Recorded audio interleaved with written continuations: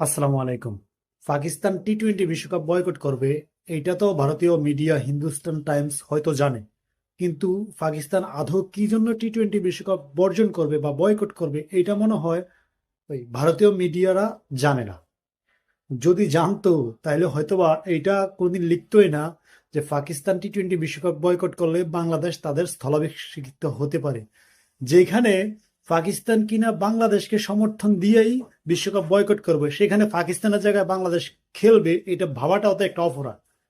আর ভারতীয় মিডিয়া কিন্তু সেটাই ভাবতেছে, অর্থাৎ বুঝতে পারতেছেন যে পাকিস্তান আর বাংলাদেশের মধ্যকার একটা ঝামেলা আবার তারা লাগানোর চেষ্টা করতেছে। মানে কিভাবে বাংলাদেশ আর পাকিস্তানকে আসলে দূরে রাখা যায় এটা তারা চেষ্টা করতেছে। তা না হলে এরকম পোস্ট বা এরকম নিউজ কিভাবে করে, যেখানে বাংলাদেশকে সমর্থন দিয়ে তারা বিশ্বকাপ বয়কট করতেছে, সেখানে বাংলাদেশ নাকি আবার পাকিস্তানের জায়গায় খেলবে? এটা কেমনে সম্ভব ভাই? ফাজলামের একটা সীমা আছে, তারা তো সীমা ছাড়া ফাজলামি করতেছে।